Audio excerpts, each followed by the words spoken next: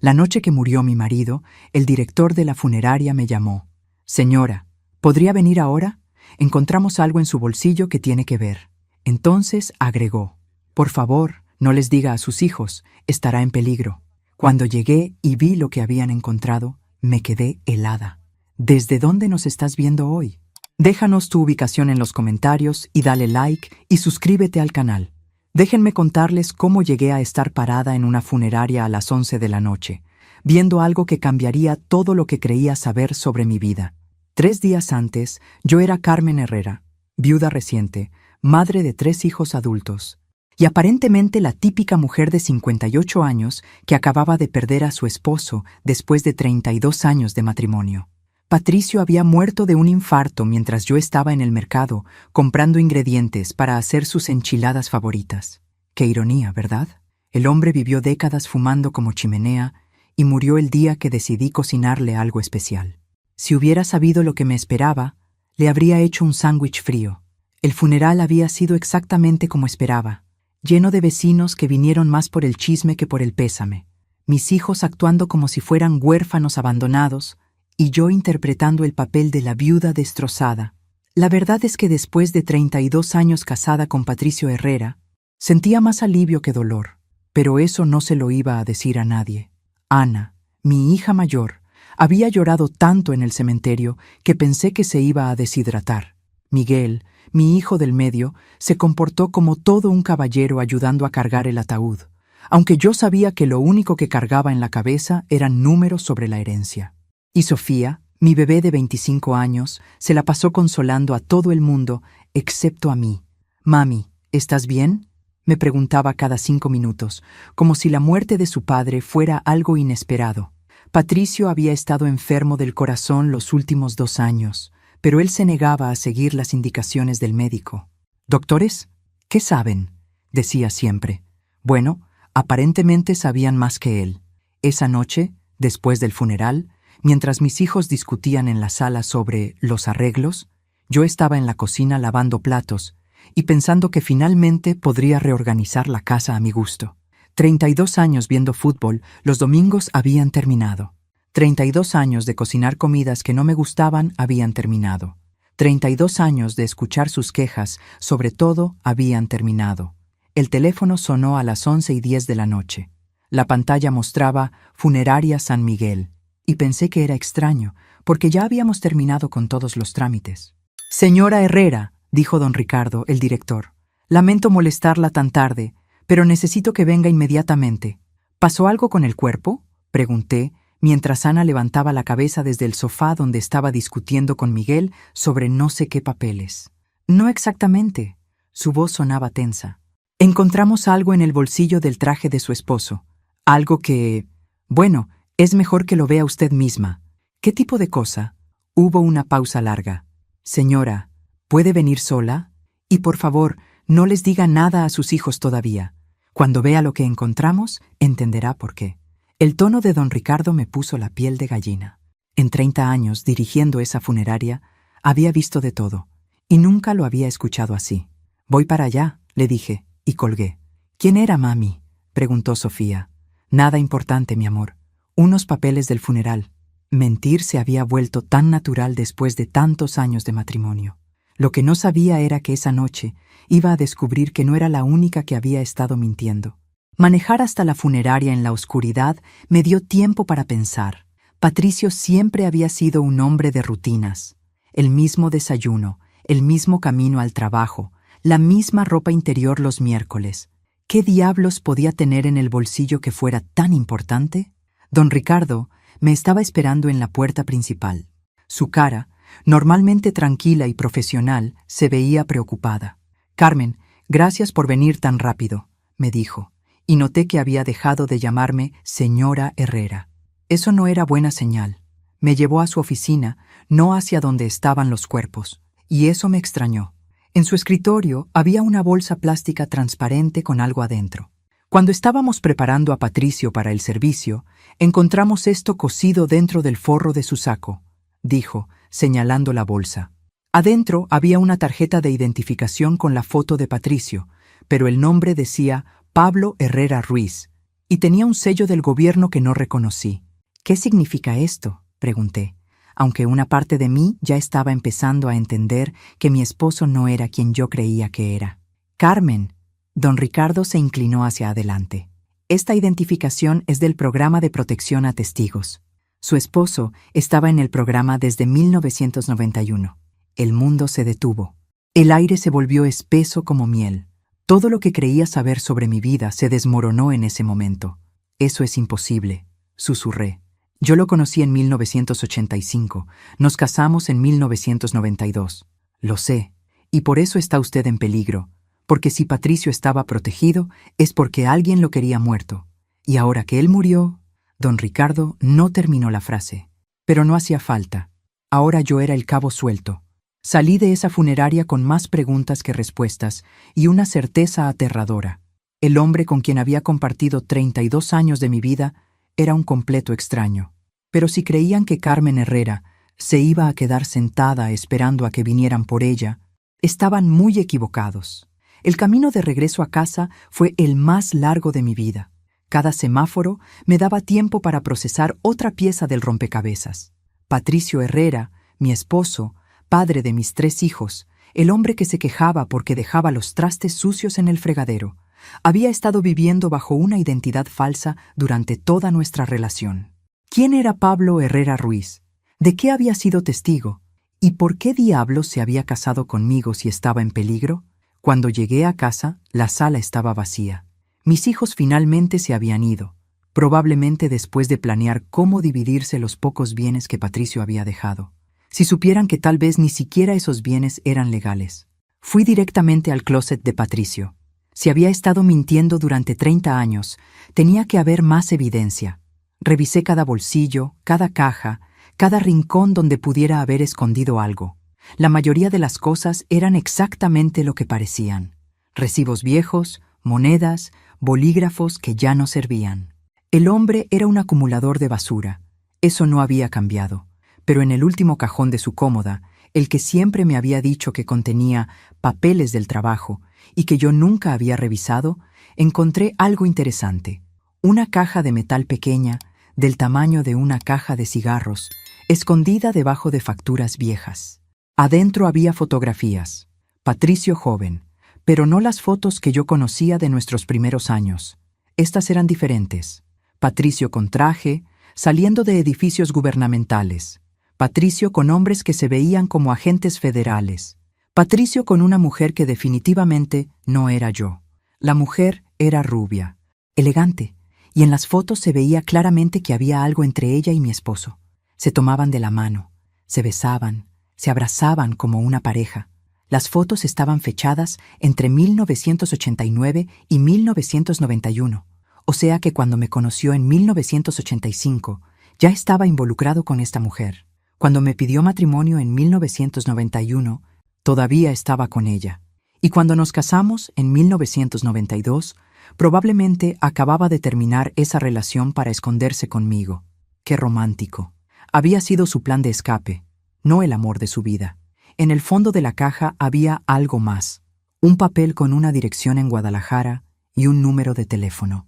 Debajo, con la letra de Patricio decía: en caso de emergencia, contactar a Elena Vázquez. Ella sabe la verdad. Elena Vázquez. Ese nombre no me sonaba familiar, pero aparentemente ella sabía más sobre mi esposo que yo. Era la 1 de la mañana. Demasiado tarde para llamar a un número desconocido, pero demasiado temprano para irme a dormir como si nada hubiera pasado. Me serví un tequila, el bueno, el que Patricio reservaba para ocasiones especiales que nunca llegaban, y me senté a pensar. 32 años de matrimonio, 3 hijos, una vida entera construida sobre una mentira. ¿Cuánto de lo que vivimos fue real? ¿Cuándo me amaba de verdad y cuándo solo estaba actuando para mantener su tapadera? El teléfono sonó y casi se me cae el vaso. Eran las 2 de la mañana. Nadie llama a esa hora con buenas noticias. «¿Señora Carmen Herrera?», preguntó una voz de hombre que no reconocí. «Depende de quién pregunta», respondí. 30 años casada con un mentiroso me habían enseñado a ser cautelosa. Soy agente federal. Mi nombre es Eduardo Salinas.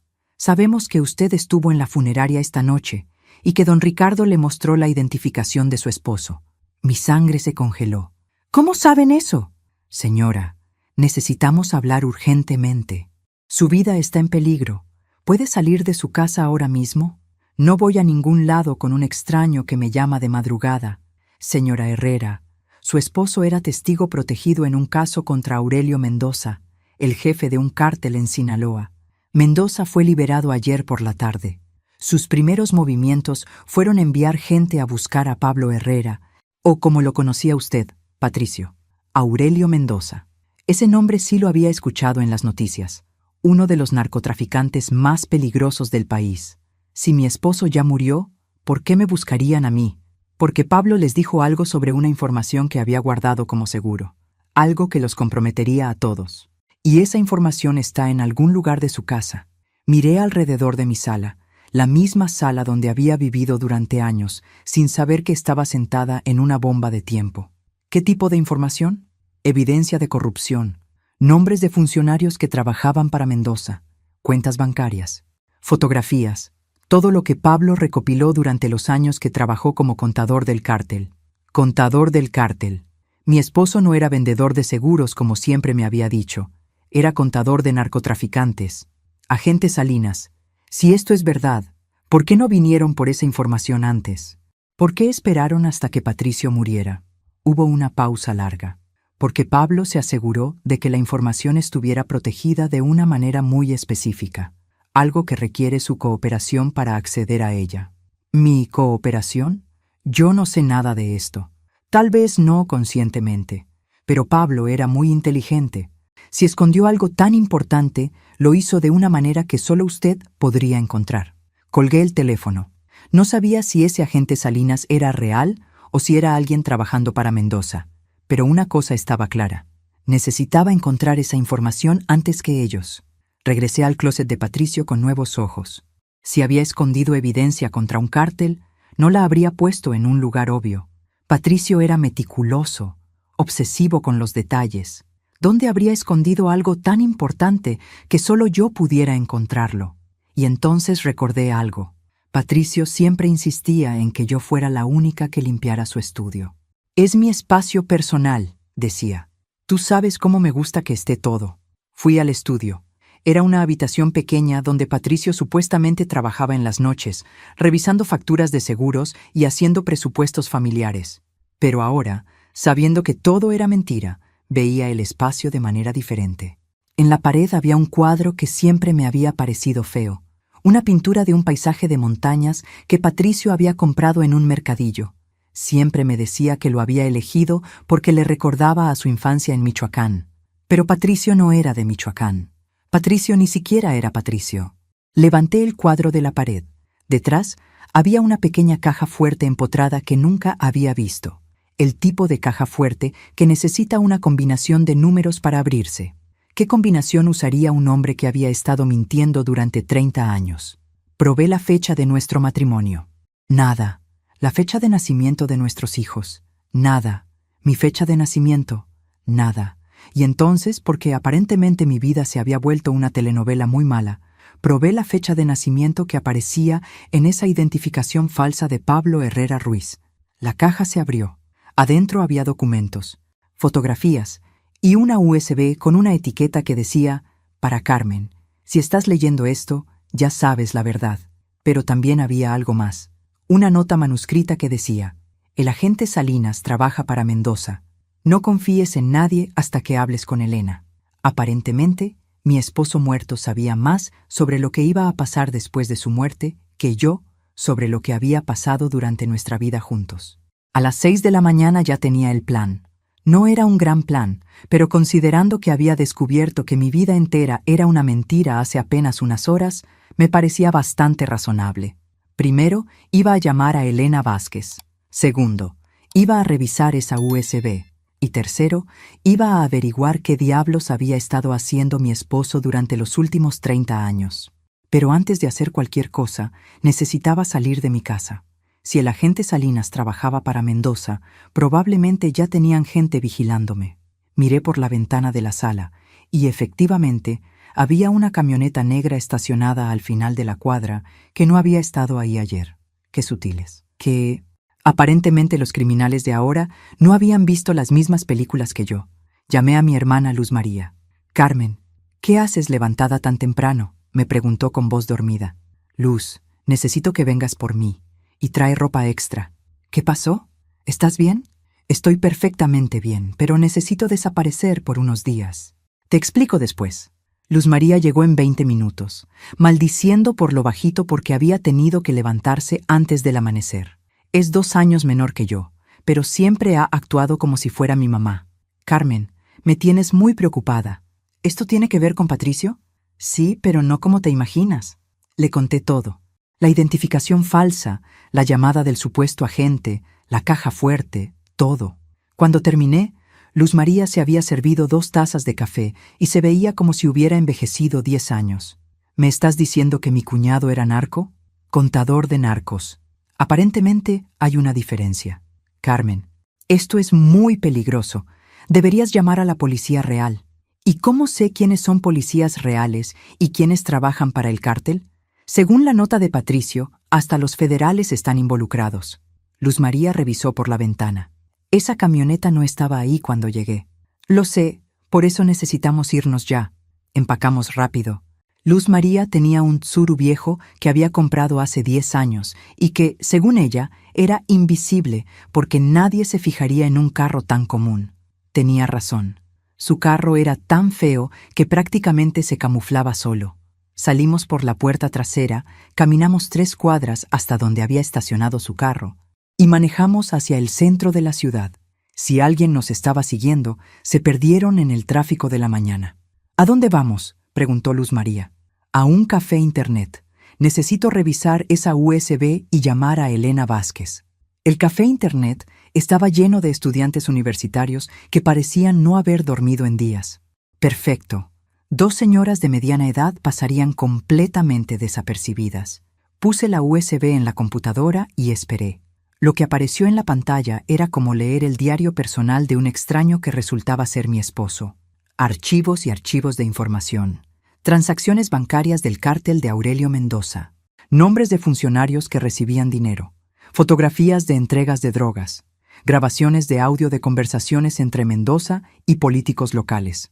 Patricio había estado documentando todo durante años. No era solo contador del cártel, era espía del gobierno. En una carpeta titulada Para Carmen, encontré un video.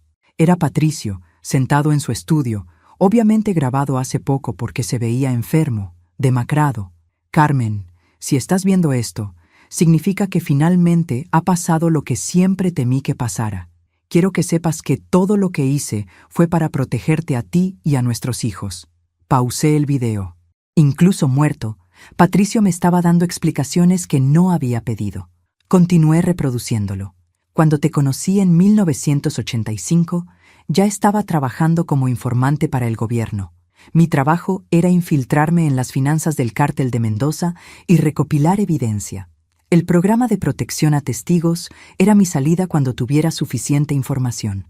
Pero entonces te conocí a ti. Y todo cambió. No podía irme. No podía dejarte. Así que tomé la decisión más egoísta de mi vida. Me quedé. Cambié mi identidad lo suficiente para mantenerme seguro, pero no lo suficiente para alejarme de ti. Sé que esto significa que te puse en peligro. Sé que esto significa que he estado mintiendo durante 30 años.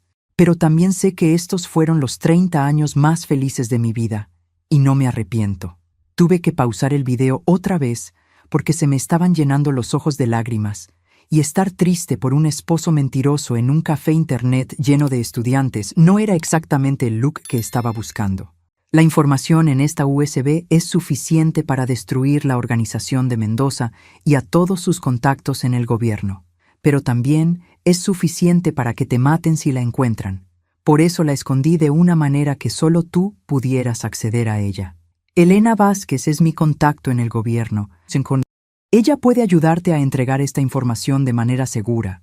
Pero Carmen, si algo sale mal, si sientes que no puedes confiar en nadie, hay algo más. El video se cortó ahí. Típico de Patricio dejar las cosas a medias. Revisé el resto de la USB y encontré otro archivo titulado Plan B. Era un mapa de Guadalajara con una dirección marcada y una nota. Casa de seguridad. Elena tiene las llaves. Luz María había estado leyendo por encima de mi hombro. Carmen, esto es demasiado grande. Esta información podría cambiar todo. O podría hacer que nos maten. ¿Qué vas a hacer? Voy a llamar a Elena Vázquez. Marqué el número que había encontrado en la caja de Patricio. Sonó 3 veces antes de que una mujer contestara. ¿Elena Vázquez? Sí, ¿quién habla? Soy Carmen Herrera, era la esposa de Pablo. Hubo un silencio largo. Después, con voz muy cuidadosa. ¿Dónde está usted ahora? En un lugar público. Encontré la información. ¿La tiene con usted? Sí, señora Herrera. Escúcheme muy cuidadosamente. No vaya a su casa. No vaya a la casa de ningún familiar. No confíe en nadie que diga ser agente federal a menos que yo le confirme que es seguro. ¿Cómo sé que puedo confiar en usted? Porque Pablo me dio instrucciones muy específicas sobre qué hacer si algo le pasaba. Y porque en este momento soy la única persona en el mundo que puede mantenerla viva. Eso era alentador. ¿Dónde nos podemos ver? Elena me dio una dirección en una zona de la ciudad que no conocía. 1 hora. Venga sola. No puedo venir sola. Mi hermana está conmigo y ya sabe todo. Está bien, pero nadie más. Y señora Herrera, ¿sí? Si alguien lo sigue, no vengan. Su vida vale más que cualquier información. Después de colgar, Luz María me miró con una expresión que no había visto desde que éramos niñas y ella me había convencido de robar dulces de la tienda de don Aurelio. Carmen. Me da miedo preguntar, pero ¿qué más podría pasar? Antes de que pudiera responder, mi teléfono sonó. Era Ana, mi hija mayor. Mami, ¿dónde estás? Venimos a verte y no estás en la casa. Estoy con tu tía Luz. ¿Por qué? Es que, mami, hay unas personas aquí preguntando por ti. Dicen que son agentes federales. Quieren revisar las cosas de papá. Mi corazón se detuvo. Ana, escúchame muy bien. No les abras la puerta, no les des ninguna información y sal de ahí ahora mismo. ¿Qué? ¿Por qué? Mami, me estás asustando. Ana, ve a casa de tu tía Esperanza. Llama a Miguel y a Sofía y diles que hagan lo mismo. No vayan a mi casa hasta que yo les diga que es seguro. Mami, ¿qué está pasando? Te explico después. Solo hazlo, por favor. Colgué y miré a Luz María. Ahora ya saben que no estoy en la casa. ¿Eso es bueno o malo? Considerando que mi vida se ha vuelto una película de acción muy mala, probablemente malo. Recogimos nuestras cosas y nos dirigimos hacia la dirección que Elena me había dado. En el camino, no pude evitar pensar que hace 48 horas mi mayor preocupación era qué iba a hacer con toda la ropa vieja de Patricio. Ahora estaba huyendo de narcotraficantes con una USB llena de secretos gubernamentales, dirigiéndome a encontrarme con una mujer que supuestamente conocía mejor a mi esposo que yo. Si esto fuera una telenovela, ya habría cambiado de canal. Elena Vázquez resultó ser todo lo contrario a lo que me había imaginado. Esperaba una mujer mayor, tal vez con lentes y aspecto de secretaria gubernamental. En cambio, me encontré con una mujer de 40 y tantos años, en excelente forma física, con una cicatriz pequeña en el mentón y ojos que parecían evaluar cada movimiento que hacíamos. Nos citó en una cafetería que se veía normal desde afuera, pero que tenía pésimo café y demasiadas mesas vacías para ser las 11 de la mañana. El tipo de lugar perfecto para conversaciones que no querías que nadie más escuchara. Señora Herrera, me dijo cuando Luz María y yo nos sentamos frente a ella. Lamento mucho su pérdida. ¿La pérdida de mi esposo o la pérdida de mi inocencia sobre mi esposo? Elena sonrió por primera vez. Pablo me dijo que usted tenía sentido del humor. Me alegra ver que no se equivocaba. ¿Exactamente qué tipo de relación tenían ustedes dos? Pregunté, porque 30 años de matrimonio me habían enseñado a hacer las preguntas incómodas desde el principio. Trabajamos juntos durante 15 años. Él era mi informante más valioso y yo era su oficial de contacto. ¿Y la mujer de las fotografías? Elena pausó con la taza de café a mitad del camino a sus labios. ¿Qué fotografías? Le describí las fotos que había encontrado en la caja de metal. La mujer rubia, elegante, besándose con Patricio entre 1989 y 1991. Ah, Elena puso down su taza. Esas fotografías eran parte de su tapadera. La mujer se llamaba Isabel Morales. Era agente encubierta también. ¿También estaba infiltrada en el cártel? No, ella era parte de otro caso. pero necesitábamos que Pablo pareciera tener una vida personal normal mientras recopilaba información. Una relación estable con una mujer respetable era parte de su identidad falsa. O sea que mi esposo era tan buen mentiroso que hasta tenía una novia falsa antes de tener una esposa real. Luz María me pateó por debajo de la mesa, pero yo estaba demasiado molesta para callarme. Señora Herrera, entiendo que esto es difícil de procesar. ¿Difícil de procesar? Elena, mi esposo estuvo fingiendo ser otra persona durante 30 años. Tengo 3 hijos que no saben que su padre era espía.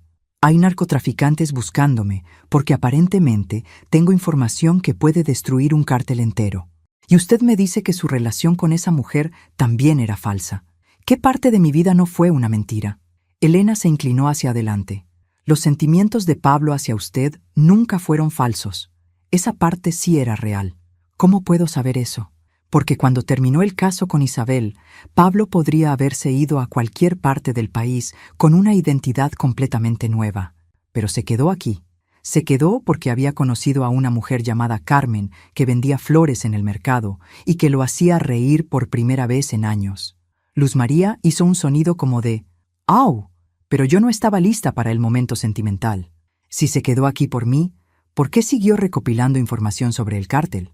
¿Por qué no dejó el trabajo y se volvió realmente vendedor de seguros?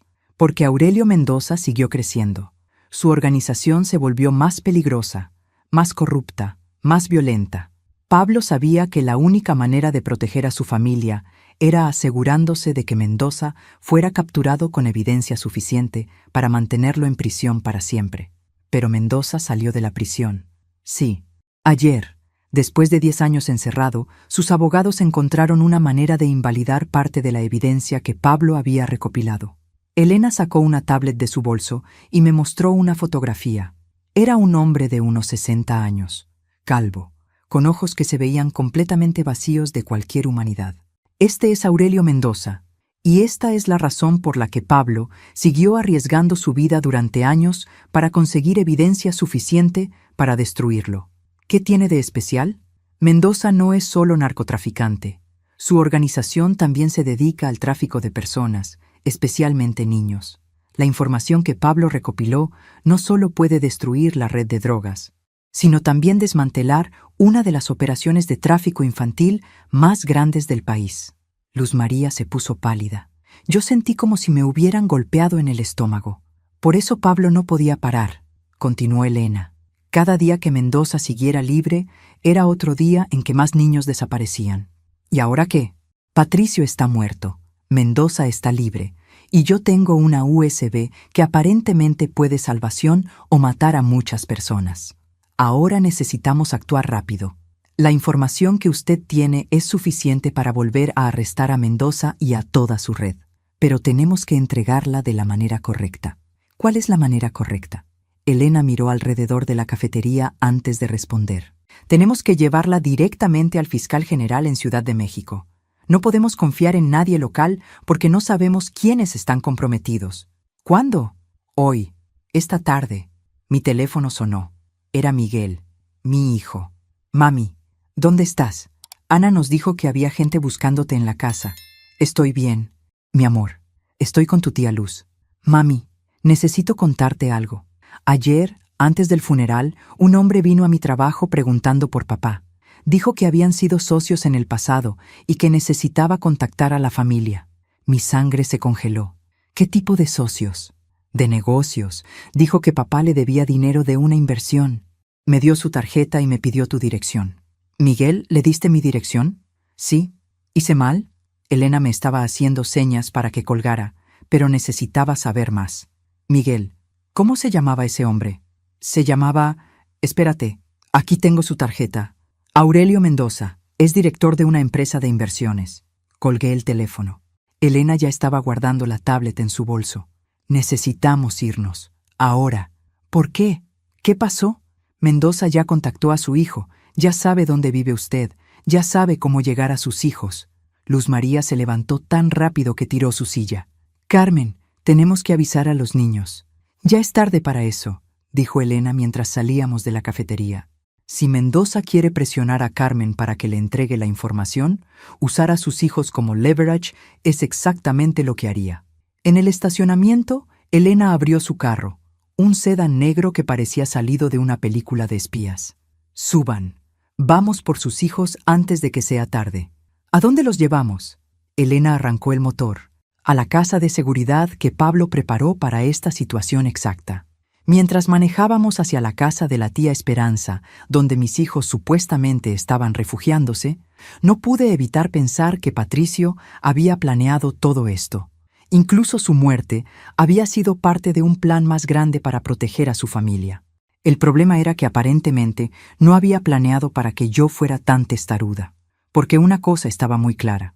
Si Aurelio Mendoza quería usar a mis hijos para presionarme, iba a descubrir que había subestimado completamente a Carmen Herrera. Después de todo, había sobrevivido 30 años de matrimonio con un espía. Un narcotraficante iba a ser fácil. Cuando llegamos a casa de la tía Esperanza, ya era demasiado tarde. La puerta principal estaba abierta, había señales de lucha en la sala, y mi hermana Esperanza estaba sentada en el sofá con una expresión de terror que nunca le había visto. «Se los llevaron», me dijo en cuanto me vio entrar. «Llegaron 3 hombres hace media hora. Dijeron que si no les decías dónde estaba la información de Patricio, tus hijos iban a desaparecer para siempre». Elena sacó su pistola y revisó rápidamente toda la casa. «Ana, Miguel y Sofía, ¿estaban todos aquí?» «Sí», asintió Esperanza. «Y dijeron que tú sabías exactamente dónde entregarles lo que querían. Que si cooperabas, tus hijos estarían de vuelta esta noche. ¿Y si no coopero?» «No dijeron eso específicamente, pero Carmen, estos hombres no eran gente normal. Se veían como asesinos». Terminé la frase por ella. Luz María estaba revisando la casa buscando pistas. «Carmen, aquí hay una tarjeta». Era una tarjeta simple, blanca, con solo una dirección y una hora. Warehouse Hernández, 8:00 p.m. Trae todo. Elena estudió la tarjeta. Es una trampa, obviamente. Por supuesto que es una trampa. Pero ¿qué opción tengo? Son mis hijos. Carmen, si les das la información, van a matar a sus hijos de todas maneras. No pueden dejar testigos. Me senté en el sofá al lado de Esperanza, y por primera vez en 2 días, me permití sentir el peso completo de la situación. Mis 3 hijos estaban secuestrados por narcotraficantes porque mi esposo había estado mintiendo durante 30 años. La información que podía salvar a miles de niños también podía costar la vida a los míos. Elena, ¿qué habría hecho Pablo en esta situación? Pablo nunca habría dejado que llegara a esta situación. Pero llegó. Así que dime, ¿qué habría hecho? Elena se sentó frente a mí. Habría usado la trampa a su favor. Habría ido al warehouse, pero con un plan. ¿Qué tipo de plan? El tipo de plan que asegura que Mendoza y sus hombres sean arrestados esta noche, que sus hijos salgan vivos y que la información llegue a las autoridades correctas. Luz María se acercó. ¿Es eso posible? Sí, pero va a requerir que Carmen confíe en mí completamente. Y va a requerir que ella actúe como Pablo le enseñó durante todos estos años sin que se diera cuenta. ¿A qué te refieres? Elena sonrió, y por primera vez desde que la había conocido, se parecía más a una persona normal que a una agente secreta. Carmen, ¿nunca se preguntó por qué Pablo insistía en que usted manejara todas las finanzas de la familia? ¿Por qué siempre le pedía que memorizara números de teléfono importantes? ¿Por qué le enseñó a notar cuando alguien los estaba siguiendo? La verdad comenzó a formarse en mi mente, como una fotografía revelándose lentamente. Me estaba entrenando. Durante 30 años, sin que usted se diera cuenta, Pablo la estaba preparando para exactamente esta situación. Usted sabe más sobre operaciones encubiertas de lo que cree. Pensé en todos los momentos que había considerado excentricidades de Patricio, su insistencia en que siempre llevara efectivo, su hábito de enseñarme rutas alternativas para llegar a cualquier lugar, su manera de hacerme repetir información importante hasta que la sabía de memoria. «Hijo de su madre», murmuré. Incluso cuando me estaba enseñando a ser esposa, me estaba enseñando a ser espía. Exactamente, y ahora es tiempo de usar esa educación. Elena extendió un mapa del warehouse y la zona circundante en la mesa de centro. Esta es la situación. Mendoza quiere la información, pero no puede arriesgarse a que usted haya hecho copias. Así que va a mantener a sus hijos vivos hasta asegurarse de que tiene todo. Eso nos da una ventana. ¿Qué tipo de ventana? Una ventana para que las autoridades federales lleguen al warehouse al mismo tiempo que usted. Una ventana para arrestar a toda la organización de una vez. ¿Y si sale mal? Si sale mal, al menos habremos intentado salvar no solo a sus hijos, sino a todos los otros niños que Mendoza ha estado traficando. Miré la tarjeta otra vez. 8:00 p.m. 3 horas para planear algo que podía salir horriblemente mal o perfectamente bien. Elena, ¿qué necesito hacer? Primero, vamos a la casa de seguridad que Pablo preparó. Ahí está el resto del equipo que vamos a necesitar. ¿Qué tipo de equipo? El tipo de equipo que una buena esposa de espía debería saber usar. Mientras salíamos de casa de Esperanza, Luz María me agarró el brazo. Carmen, ¿estás segura de esto? Pensé en Ana, que probablemente estaba aterrorizada, pero tratando de mantener a sus hermanos calmados. Pensé en Miguel, que se estaría culpando por darle información a Mendoza. Pensé en Sofía, que apenas estaba empezando su vida independiente. Luz, hace 2 días era una viuda normal, preocupándose por qué hacer con la ropa vieja de su esposo. Hoy descubrí que mi esposo era espía, que hay narcotraficantes que quieren matarme, y que aparentemente he estado entrenándome para esto durante 30 años sin saberlo. ¿Y eso qué significa? Significa que si Patricio pensó que yo era lo suficientemente fuerte para esto, entonces probablemente lo soy. Y si no lo soy, voy a fingir que sí hasta que funcione. Elena arrancó el carro. Carmen, hay una cosa más que necesitas saber antes de que lleguemos al warehouse. ¿Ahora qué? Pablo no murió de un ataque cardíaco natural. El mundo se detuvo otra vez. ¿Qué? Los resultados de la autopsia llegaron esta mañana. Envenenamiento. Alguien sabía que Pablo estaba enfermo del corazón y usó eso para disfrazar el asesinato. ¿Quién? Esa es la pregunta, ¿verdad? Porque whoever killed Pablo knew exactly how to make it look natural, and they knew he had heart problems. Luz María hizo la pregunta que yo tenía miedo de hacer. Carmen, ¿quién más aparte de ti sabía sobre los problemas de corazón de Patricio? La respuesta me golpeó como un tren de carga. Mis hijos sabían. Elena me miró por el espejo retrovisor. Carmen, ¿hay alguna posibilidad de que alguno de sus hijos haya estado trabajando con Mendoza? No quería considerar esa posibilidad. Pero tampoco había querido considerar que mi esposo fuera espía. Y mira cómo había terminado eso. No lo sé, respondí honestamente. Pero vamos a averiguarlo esta noche. Porque si había una cosa que 30 años de matrimonio me habían enseñado, era que a veces las personas que más quieres son las que más capacity tienen para traicionarte. Y si uno de mis hijos había ayudado a matar a su padre, iban a descubrir que Carmen Herrera podía ser mucho más peligrosa que Pablo Herrera alguna vez había imaginado. La casa de seguridad que Pablo había preparado resultó ser un departamento pequeño en una zona industrial que parecía abandonada desde los años 90. Pero por dentro estaba completamente equipado con tecnología que ni sabía que existía. Elena abrió un armario que parecía normal y reveló pantallas de computadora, radios, cámaras y equipo que se veía salido de una película de James Bond. Pablo instaló todo esto hace 5 años, explicó mientras encendía las pantallas. Dijo que si algo le pasaba, usted necesitaría un lugar desde donde poder coordinar su escape. ¿Mi escape a dónde? A una vida nueva, con identidades nuevas para usted y sus hijos, si era necesario. Luz María estaba viendo las pantallas con asombro. Carmen, tu esposo realmente pensó en todo. Aparentemente, excepto en no ser asesinado. Elena tecleó algo en una computadora y aparecieron imágenes de vigilancia del warehouse Hernández. Pude ver claramente el edificio, las entradas y lo que parecía ser movimiento de personas adentro. ¿Puedes ver a mis hijos? Todavía no, pero tenemos cámaras posicionadas en toda la zona. En cuanto lleguen, los veremos. Revisé el reloj. 5:30 p.m. 2 horas y media para planear algo que podía salir completamente mal. Elena, explícame exactamente qué vamos a hacer. Elena sacó un chaleco que se veía ligero pero se sentía pesado. Primero, se va a poner esto. Es blindado, pero diseñado para pasar desapercibido debajo de su ropa. Y después, va a llegar al warehouse exactamente a las 8:00 p.m. con una USB que contiene la información real. Pero también va a llevar 3 USB falsas, idénticas, con información que se ve real, pero que en realidad son copias que no dañan a nadie importante. ¿Para qué? Para ganar tiempo. Mientras Mendoza y sus técnicos revisan la información falsa, las autoridades federales van a rodear el edificio.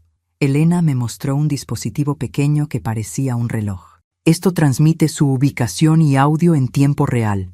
También tiene un botón de pánico que, si lo presiona, envía a todos los agentes federales directamente a su posición.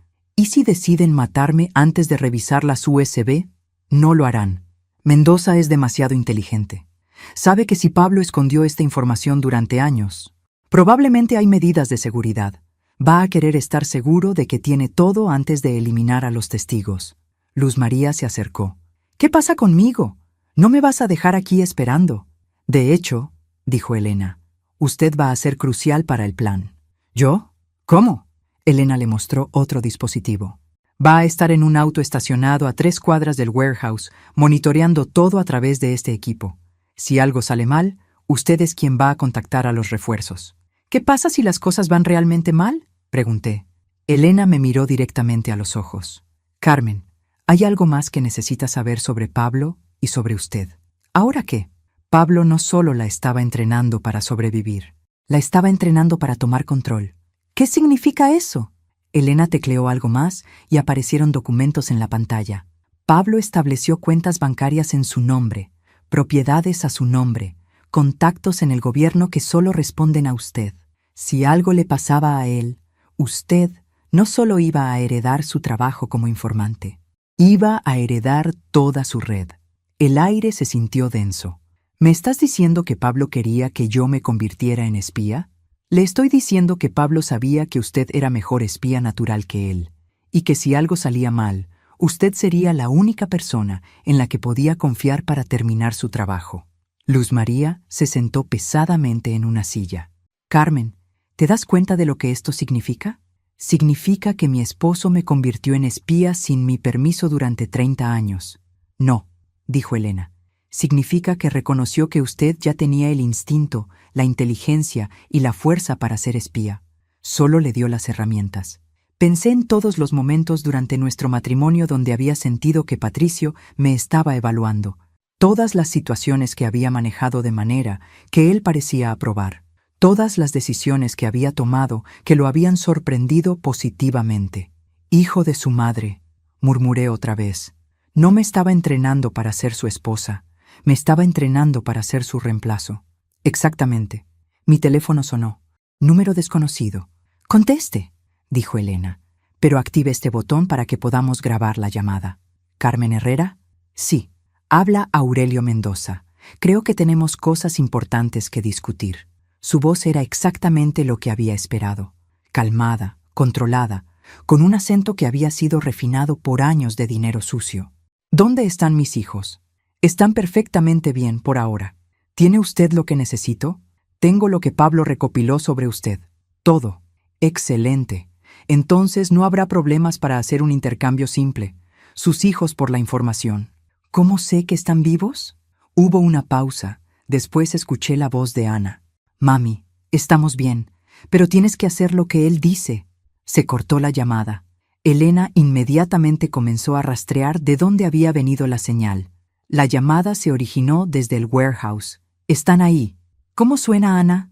Asustada pero controlada. No sonaba herida. Revisé el reloj otra vez. 6:15 p.m. 1 hora y 45 minutos. Elena, hay algo que no me has dicho. ¿Qué? ¿Cómo murió realmente Pablo? No me digas solo que fue envenenamiento. Quiero detalles.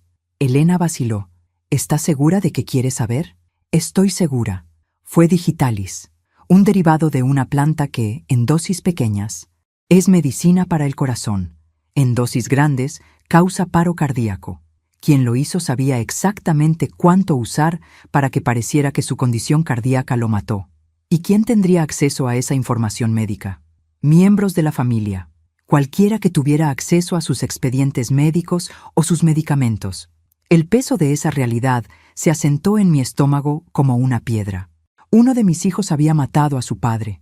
Elena, cuando lleguemos al warehouse, ¿cómo voy a saber cuál de mis hijos está trabajando con Mendoza? Va a ser obvio.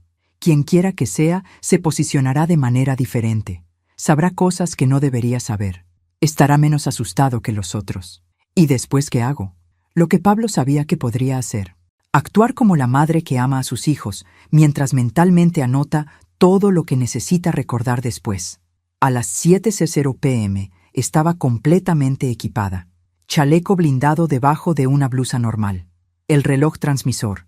4 USB idénticas. 3 falsas, una real. Un auricular casi invisible que me permitiría escuchar a Elena durante todo el intercambio.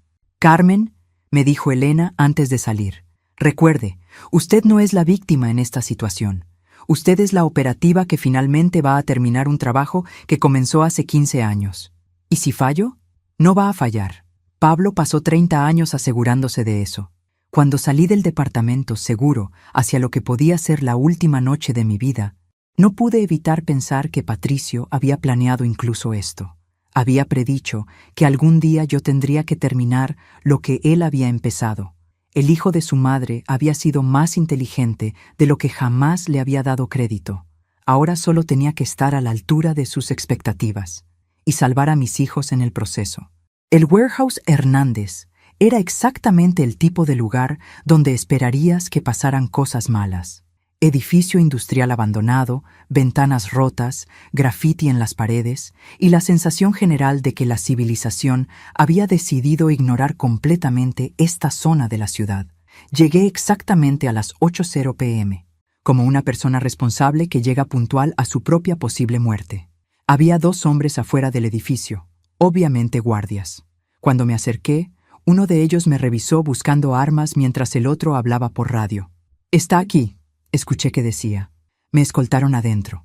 El warehouse estaba mal iluminado, con focos industriales que creaban sombras largas y dramáticas, muy apropiado para la ocasión. En el centro del espacio había una mesa con sillas. Aurelio Mendoza estaba sentado en una de ellas, vestido con un traje que probablemente costaba más que mi casa. Se veía exactamente como en las fotos que Elena me había mostrado. Calvo, ojos vacíos, presencia que gritaba: «He matado gente y dormiré perfectamente esta noche». Pero lo que me detuvo en seco fue ver a mis hijos. Ana, Miguel y Sofía estaban sentados en sillas contra la pared opuesta, con las manos amarradas pero sin vendas en los ojos. Parecían asustados pero no heridos. Ana me vio llegar y sus ojos se llenaron de lágrimas. «Señora Carmen Herrera», dijo Mendoza, levantándose con una sonrisa que no tenía nada de humor. «Finalmente nos conocemos en persona». «¿Dónde quiere que ponga la información?», pregunté, decidiendo saltar directamente al negocio. 30 años de matrimonio me habían enseñado que los hombres poderosos respetan más cuando no pierdes el tiempo. «Directa al punto, me gusta eso». Mendoza señaló la mesa. «Pero primero me gustaría aclarar algunas cosas». «¿Qué tipo de cosas?» «Cosas sobre su esposo Pablo, sobre la información que él recopiló, y sobre cómo exactamente una ama de casa de mediana edad tiene acceso a evidencia que puede destruir mi organización». Me senté frente a él, manteniendo contacto visual. Elena había dicho que proyectara confianza, y después de 30 años estando casada con un mentiroso, proyectar confianza mientras internamente planificaba era prácticamente mi superpoder. Mi esposo guardó información como seguro de vida. Cuando murió, esa información pasó a ser mía. «Ah, pero aquí está el problema». Mendoza se inclinó hacia adelante. «Su esposo no murió de causas naturales». «Lo sé». Eso lo sorprendió. Claramente había esperado que negara o me quedara en shock. «¿Lo sabe? Sé que alguien lo envenenó para que pareciera un ataque cardíaco. Lo que no sé es quién». «Bueno, permíteme iluminarte». Mendoza hizo una señal a uno de sus hombres. Del fondo del warehouse salió otra persona. Cuando la vi, sentí como si alguien me hubiera golpeado en el pecho con un martillo. Era Miguel, mi hijo Miguel, pero no estaba amarrado como los otros. Estaba caminando libremente hacia la mesa. «Hola, mami», me dijo, y en su voz había algo que nunca había escuchado antes. Algo frío, algo calculado. «Miguel», susurré, «¿qué está pasando?» «Lo que está pasando», dijo Mendoza, «es que su hijo Miguel ha estado trabajando con mi organización durante más de 1 año».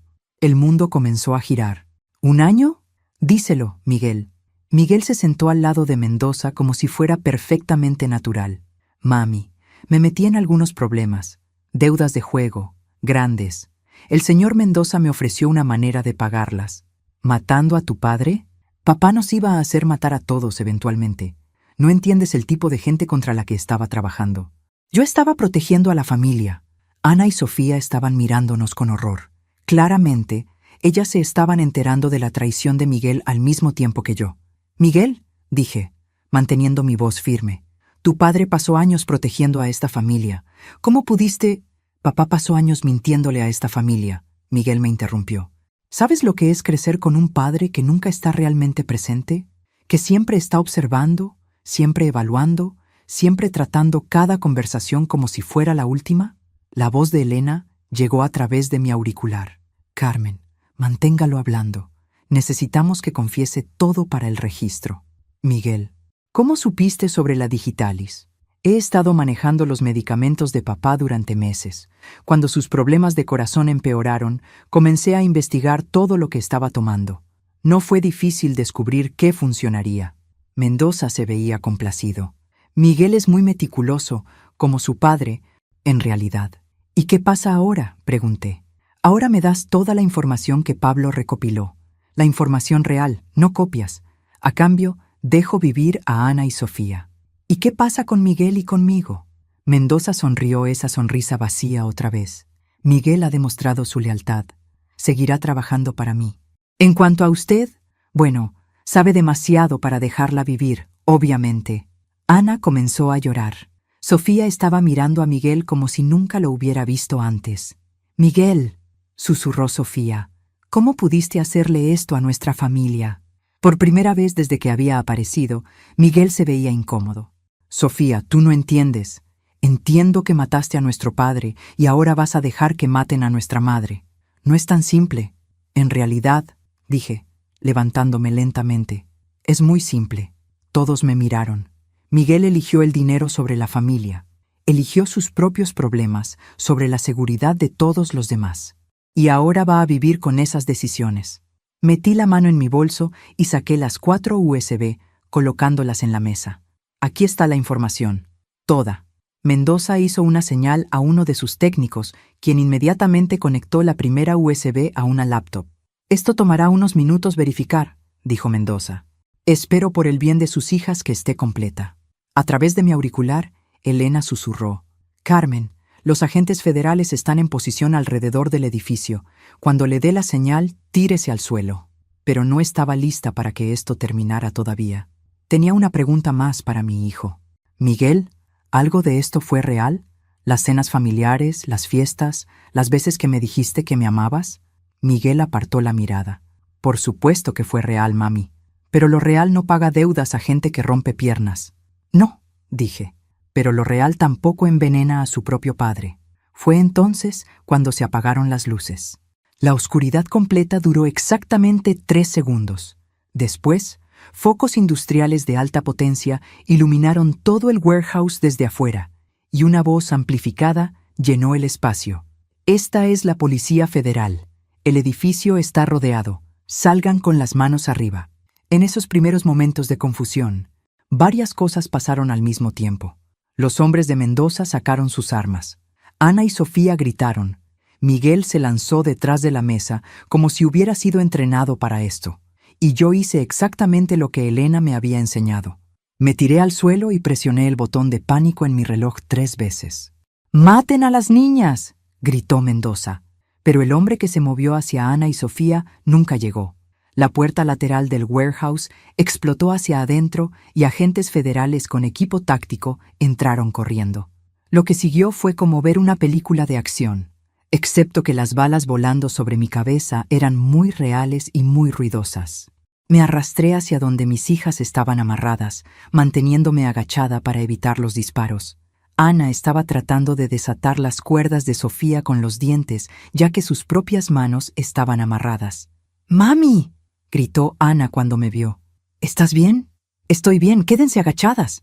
Los disparos se detuvieron tan repentinamente como habían empezado. Cuando levanté la vista, la mayoría de los hombres de Mendoza estaban en el suelo, inconscientes o siendo esposados por agentes federales. Mendoza mismo estaba sentado contra una pared, sosteniendo su hombro donde aparentemente había recibido un disparo. Estaba vivo, consciente, y fulminando a todos con la mirada como si esto fuera una molestia menor. Pero Miguel no se veía por ningún lado. «¿Dónde está mi hijo?», le pregunté a Elena, quien había aparecido a mi lado con cortadores de alambre para liberar a Ana y Sofía. «Huyó durante el tiroteo, pero no te preocupes, el edificio está rodeado, no llegará muy lejos». Elena estaba equivocada. 20 minutos después de que Ana y Sofía habían sido revisadas por paramédicos y Mendoza había sido arrestado, todavía no había señales de Miguel. «Señora», dijo uno de los agentes federales, «hemos registrado todo el perímetro. Su hijo no está aquí». «¿Qué significa eso?». Elena se veía sombría. «Significa que tenía un plan de escape que no conocíamos». Estábamos paradas afuera del warehouse viendo a Mendoza siendo cargado en un vehículo blindado cuando el radio de Elena crepitó. «Agente Vázquez, tenemos un problema». «¿Qué tipo de problema?». «Hemos estado monitoreando aeropuertos locales y estaciones de autobuses. Miguel Herrera acaba de comprar un boleto de ida a Guatemala bajo una identidad falsa». Se me hundió el corazón. «¿Está huyendo del país?». «Parece que sí».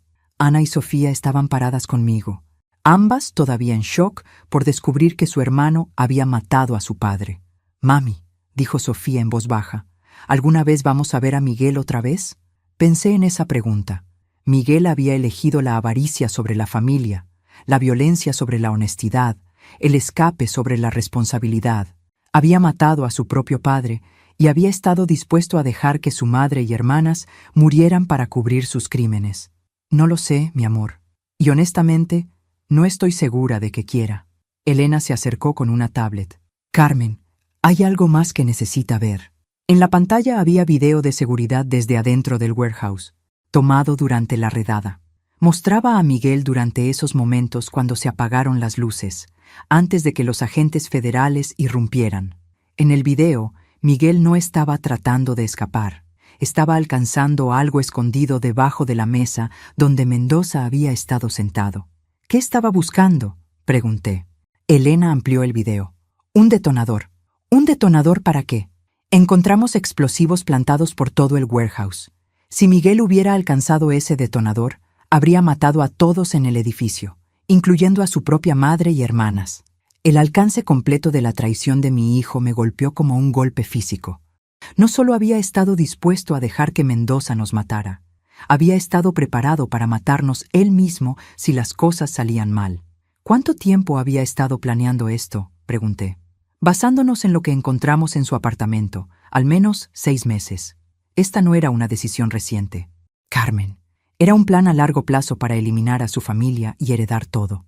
Ana empezó a llorar otra vez. «No puedo creer que Miguel nos haría esto». Puse mis brazos alrededor de ambas hijas. «Miguel tomó su decisión. Ahora nosotras tomamos las nuestras». «¿Qué decisión es esa, mami?». «La decisión de seguir adelante sin él.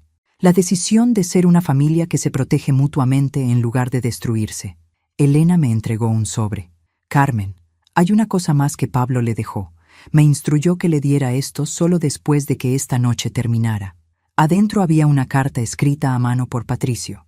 «Carmen, si estás leyendo esto, significa que todo salió según el plan. Has descubierto la verdad sobre Miguel, detuviste a Mendoza y protegiste a Ana y Sofía. Sé que esto fue difícil. Sé que descubrir la traición de Miguel te rompió el corazón.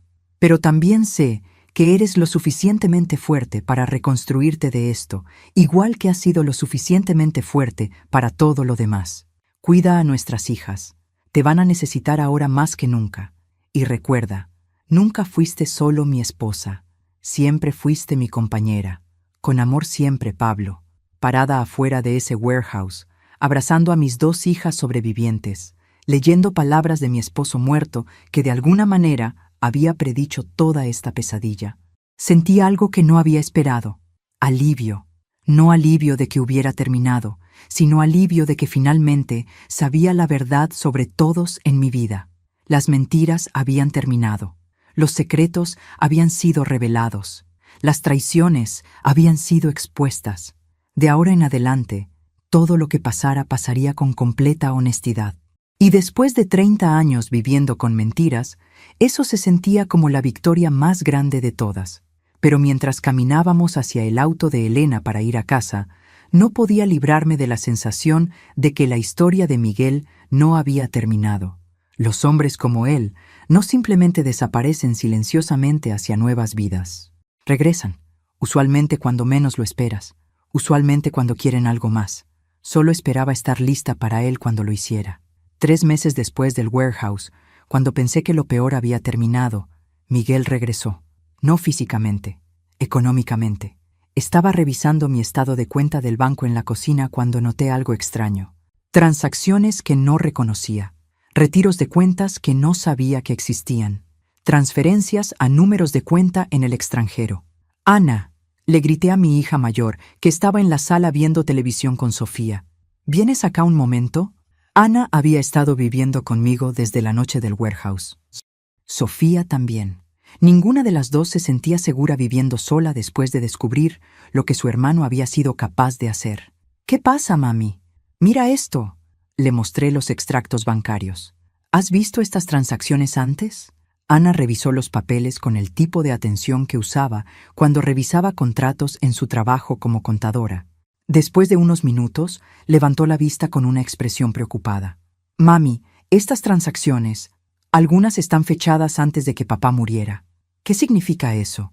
«Significa que alguien ha estado accediendo a las cuentas de la familia durante meses, posiblemente incluso antes de que Miguel se involucrara con Mendoza». Llamé inmediatamente a Elena. En los últimos 3 meses había sido mi contacto para todo lo relacionado con la investigación en curso contra la organización de Mendoza. «Carmen, ¿qué pasa?» «Elena, necesito que alguien revise las finanzas de mi familia. Creo que Miguel estuvo robando dinero mucho antes de matar a Pablo». «¿Cuánto dinero?» Ana había seguido revisando los extractos mientras yo hablaba con Elena. Cuando colgué, su cara estaba completamente pálida. «Mami, siéntate. ¿Qué encontraste?» Basándome en estos registros, Miguel ha estado transfiriendo sistemáticamente dinero de las cuentas familiares durante más de 2 años. No solo cantidades pequeñas, cientos de miles de dólares. El mundo se inclinó un poco. ¿Cientos de miles? ¿De dónde? De las cuentas de negocios de papá, del valor de la casa, de los ahorros para el retiro, de cuentas que ni sabía que existían. Sofía se acercó desde la sala. «¿Qué está pasando?» Ana le mostró los papeles. «Nuestro hermano ha estado robando a la familia durante años». «¿Pero cómo? ¿No se dio cuenta papá de que desaparecía dinero?» Esa era la pregunta, ¿verdad? ¿Cómo había Patricio, quien supuestamente era tan cuidadoso, tan observador, tan en control de todo, no se había dado cuenta de que cientos de miles de dólares estaban desapareciendo de las cuentas familiares? A menos que sí se hubiera dado cuenta. Fui al estudio de Patricio, que apenas había tocado desde su muerte. Todo estaba exactamente como él lo había dejado. Papeles organizados en pilas precisas, libros acomodados alfabéticamente, todo en su lugar designado. Pero ahora estaba buscando algo específico. Evidencia de que Patricio había sabido sobre el robo de Miguel. En el cajón inferior de su escritorio encontré una carpeta etiquetada Miguel Personal. Adentro había estados de cuenta bancarios, reportes de crédito, recibos de apuestas y documentos de préstamos que pintaban un cuadro de la vida financiera de mi hijo que nunca había visto. Miguel había estado endeudado durante más de 3 años. No solo pequeñas deudas de juego, obligaciones masivas con múltiples prestamistas, casinos y prestamistas privados. El tipo de deuda que hace que maten a la gente. Pero había algo más en la carpeta. Una nota manuscrita de Patricio, fechada solo 2 semanas antes de su muerte. Deuda total de Miguel. 847,000. Cantidad que ha robado de cuentas familiares. $623,000. Deuda restante. 224,000. Tiempo hasta que sus acreedores tomen acción violenta. Aproximadamente 6 semanas. Opciones. 1. Pagar sus deudas y habilitar su adicción. 2. Dejarlo enfrentar las consecuencias. 3. Usar su desesperación para exponer la operación de Mendoza. He decidido la opción 3. Carmen entenderá eventualmente. Me senté en la silla de Patricio leyendo esa nota una y otra vez. Mi esposo había sabido exactamente lo que Miguel estaba haciendo. Había sabido sobre el robo, las deudas, el peligro. Y había decidido usar la desesperación de Miguel como parte de su plan para derribar a Mendoza. Pero eso significaba que Patricio había sabido que Miguel podría traicionar a la familia. Lo había sabido y lo había dejado pasar de todas maneras. «Mami», Ana apareció en la puerta. «¿Estás bien?». Le entregué la nota. La leyó 2 veces antes de hablar. Papá lo sabía todo. ¿Y dejó que Miguel robara el dinero? Más que eso. Estaba contando con la desesperación de Miguel para forzarlo a trabajar con Mendoza. Pablo necesitaba a alguien dentro de la organización para completar su recolección de evidencia. Sofía se unió a nosotras en el estudio. ¿Estás diciendo que papá usó a Miguel como carnada? Estoy diciendo que papá sacrificó a Miguel para destruir a Mendoza. Las 3 nos sentamos en silencio durante varios minutos, procesando las implicaciones de esa revelación. «Mami», dijo Sofía finalmente, «eso significa que papá sabía que Miguel probablemente trataría de matarlo». «¿Sí? ¿Y lo dejó pasar de todas maneras?» «Sí». Ana se levantó y empezó a caminar. «¿Pero por qué? ¿Por qué papá arriesgaría su vida así?» Pensé en todo lo que Elena me había dicho sobre la organización de Mendoza. Sobre el tráfico de drogas, sí, pero más importante, sobre el tráfico de niños, sobre los cientos de niños que desaparecían cada año por hombres como Aurelio Mendoza. Porque a veces, dije, proteger a extraños vale la pena sacrificar a la familia. Pero Miguel es su hijo, y Miguel tomó su decisión hace 3 años cuando empezó a apostar dinero que no era suyo. Papá solo le dio suficiente cuerda para que se ahorcara. Mi teléfono sonó. «Elena, Carmen, tenemos noticias sobre Miguel». «¿Qué tipo de noticias?» «Malas noticias. Ha sido arrestado en Ciudad de Guatemala». «¿Por qué?» «Por tratar de acceder a una de las cuentas offshore de Mendoza. Aparentemente, tu hijo pensó que podía robarle al cártel y salirse con la suya. Debería haber sentido satisfacción. Miguel había obtenido exactamente lo que se merecía. Pero en lugar de eso, sentí algo mucho más complicado. Elena, ¿qué va a pasarle? En el mejor escenario, pasa el resto de su vida en una prisión guatemalteca. En el peor escenario, bueno, sabes lo que les pasa a las personas que le roban a los cárteles. Después de colgar, miré a Ana y Sofía. Su hermano probablemente va a morir en Guatemala. Por sus propias decisiones, dijo Ana firmemente. Sí, por sus propias decisiones. ¿Te sientes mal por eso? ¿Mami?, preguntó Sofía. Pensé en esa pregunta durante mucho tiempo antes de responder. Me siento mal de que crié a un hijo que fue capaz de asesinato y traición. Me siento mal de que Pablo murió sabiendo que su hijo lo iba a matar. Me siento mal de que nuestra familia fue destruida por la avaricia y la adicción. Pero no me siento mal de que Miguel esté enfrentando las consecuencias de sus acciones. Y no me siento mal de que el plan de Pablo funcionara, incluso al costo de su propia vida. Esa noche, después de que Ana y Sofía se habían ido a dormir, me senté en el estudio de Patricio leyendo el resto de su carpeta, Miguel, personal. En el fondo había una nota final, escrita con la letra cuidadosa de Pablo. Carmen, si estás leyendo esto después de que todo terminó, ahora entiendes las decisiones que tuve que tomar. Miguel estaba perdido para nosotros años antes de que yo muriera.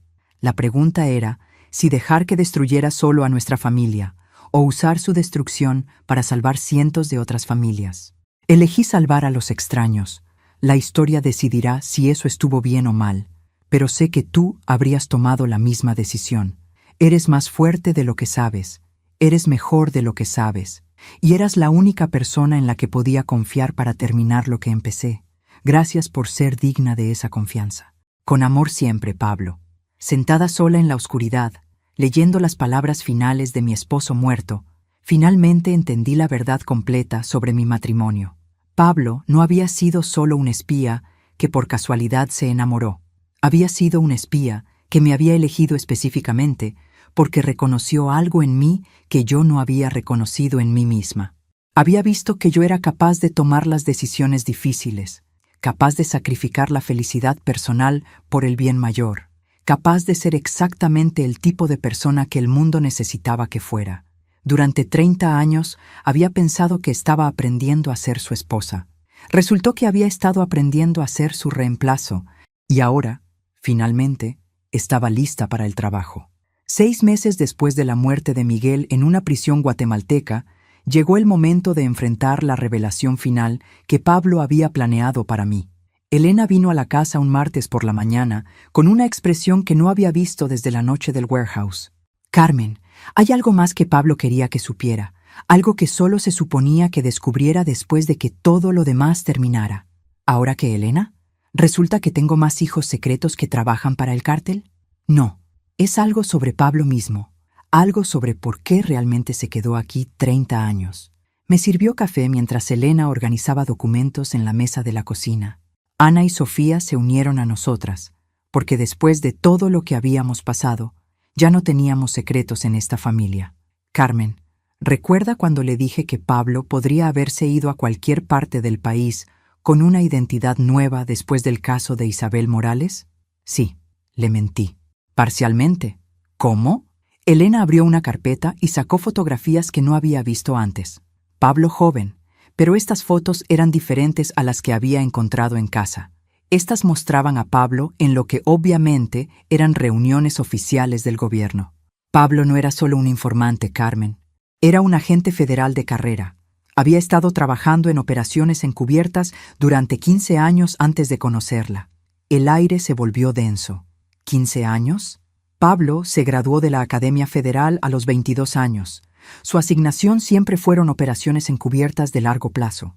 El caso de Mendoza no era su primero. Era su quinta infiltración importante. Ana se inclinó hacia adelante. ¿Estás diciendo que papá era como un superespía? Estoy diciendo que tu padre fue uno de los agentes encubiertos más exitosos en la historia de la aplicación de la ley federal mexicana. Elena mostró más documentos, registros de servicio, condecoraciones, reportes de operaciones. Pablo había infiltrado y destruido exitosamente 4 organizaciones criminales importantes antes de ser asignado al cártel de Mendoza. Su tasa de éxito era sin precedentes. Entonces, ¿por qué? Pregunté lentamente. ¿Se quedó en esta asignación durante tanto tiempo? Esa es la pregunta que me tomó 15 años responder. Elena sacó un documento final. Una evaluación psicológica de Pablo, fechada 3 años después de comenzar la Operación Mendoza. Esta evaluación se hizo porque los superiores de Pablo estaban preocupados. Sus operaciones anteriores duraron de 6 meses a 2 años máximo. Esta ya había durado 3 años y no se veía un final. Me entregó el documento. La conclusión del psicólogo estaba resaltada en amarillo. El agente Herrera muestra signos de profundo apego psicológico a su identidad encubierta y vida civil. Se recomienda extracción inmediata y reasignación, ya que el agente parece estar perdiendo la capacidad de distinguir entre operación y realidad. Le dijeron a Pablo que terminara la operación, continuó Elena, que cerrara el caso Mendoza rápidamente y pasara a su siguiente asignación. Pero no lo hizo.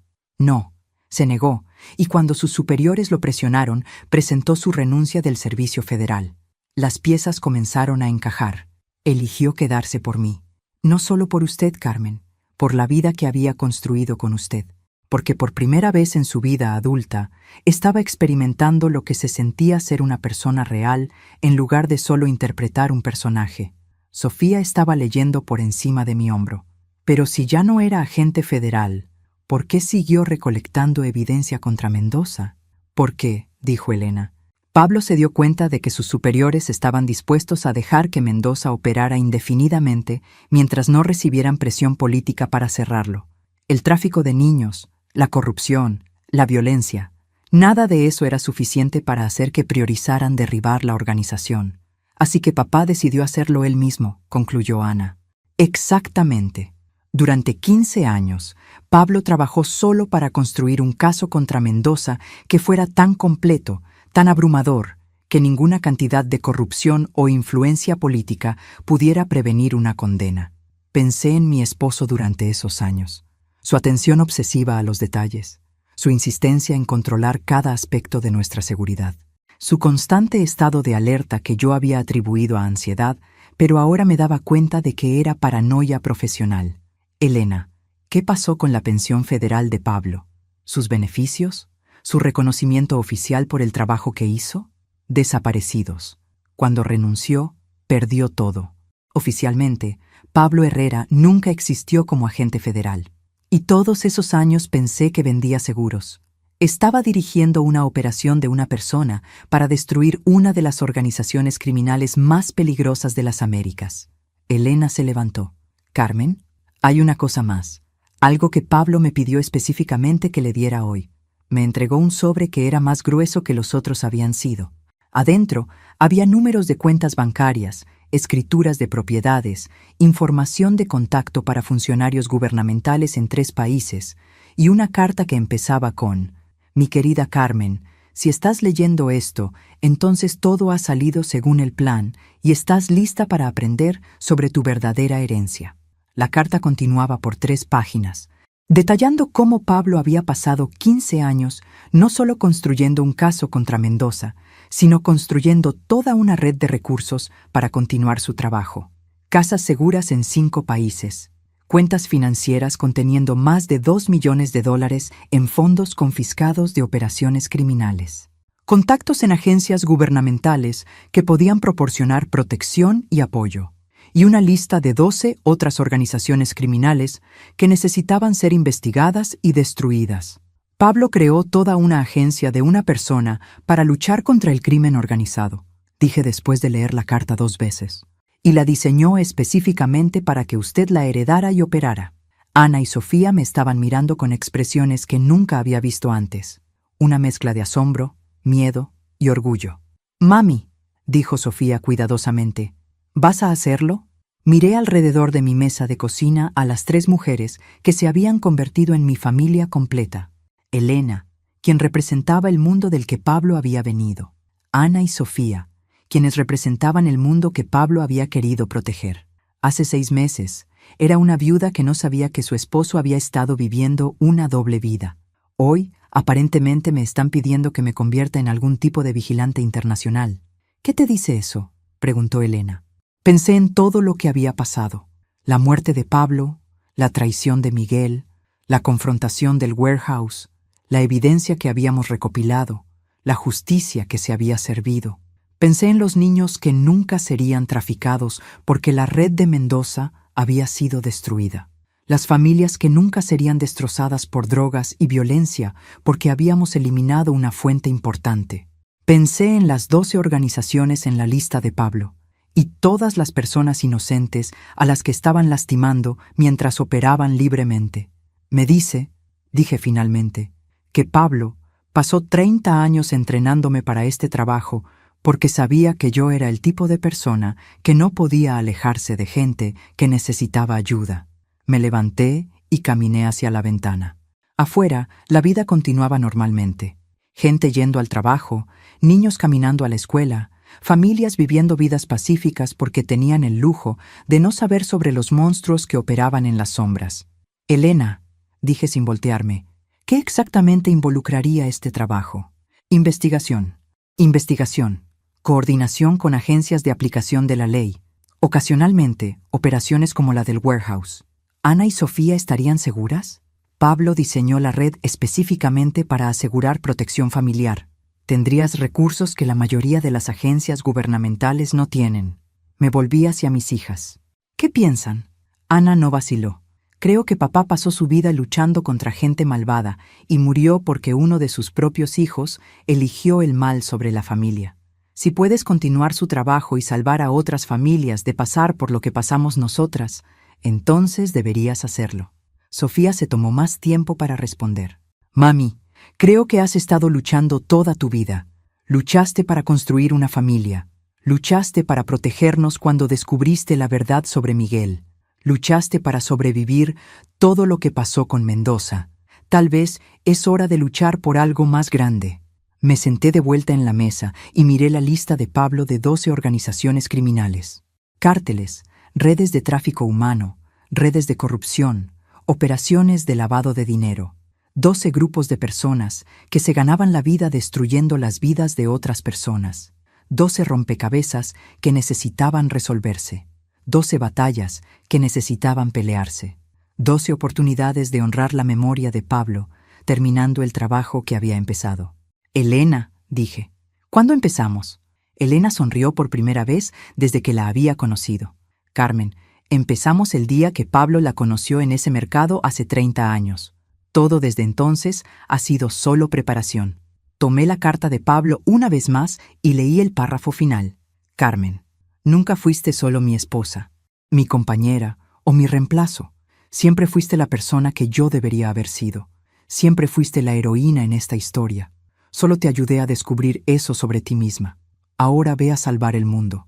Te ha estado esperando. Todo mi amor, siempre y para siempre, Pablo. Sentada en mi cocina con mis hijas y mi nueva carrera como luchadora internacional contra el crimen extendida frente a mí, tuve un pensamiento final sobre el hombre con quien había estado casada durante 30 años. Pablo había tenido razón sobre todo, sobre la traición de Miguel, sobre las debilidades de Mendoza, sobre mis propias capacidades, sobre lo que pasaría si él moría. Pero se había equivocado sobre una cosa. Yo no era la heroína en esta historia. Los dos lo éramos.